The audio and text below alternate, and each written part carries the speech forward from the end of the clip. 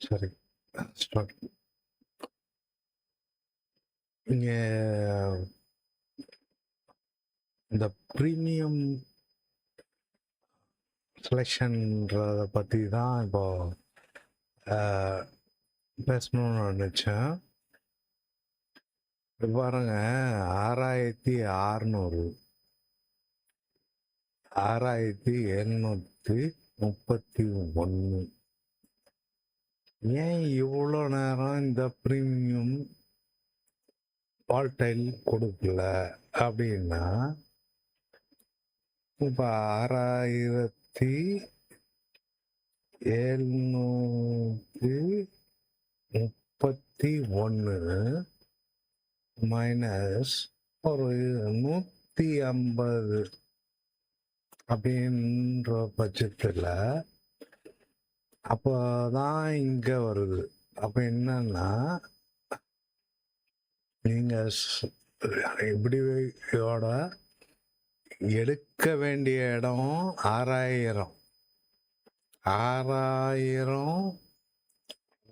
Comma 6647. அதிலிருந்து ஒரு 150 minus பண்ணிட்டு அப்படி வந்தா நமக்கு 150னா 6500.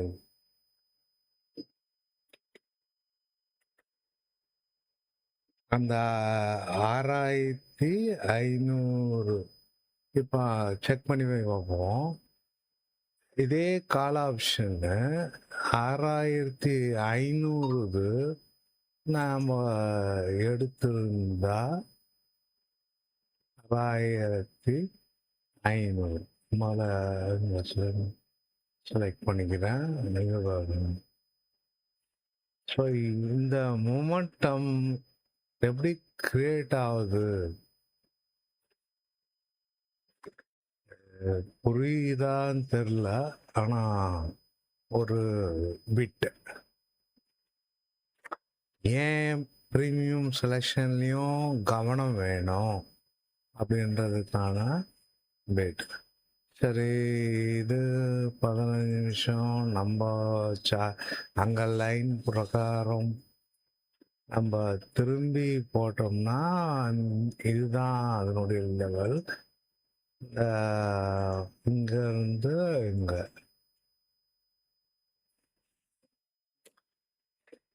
Already done. அப்போ ப்ரீமியம் செலெக்ஷனுடைய இம்பார்ட்டன்ட் நம்ம புரிய வரும் அப்படின்ற நினைக்கிறேன். அவ்வளோதான். இங்க இந்த லெவல் தான்னா இன்னும் மார்க்கெட் மேலே தான் போக போகுதுன்றதுல எந்த மாற்றம் இல்லை. ஆனால் இந்த பிரீமியத்திற்கும் இப்போ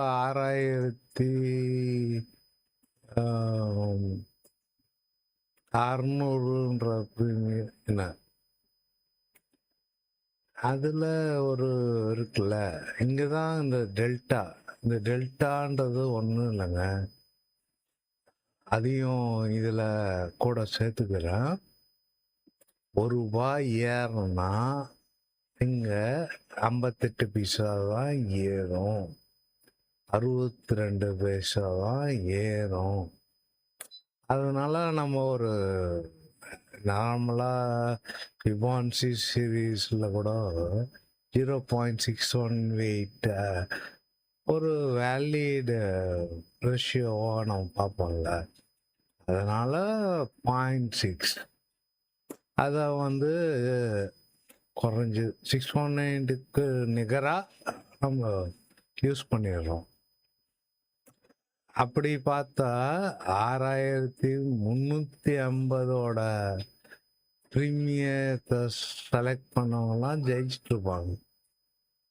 இப்போ இல்லை, அந்த நேரத்தில் யாரு பாருங்க, 400லேருந்து 480. ரூ.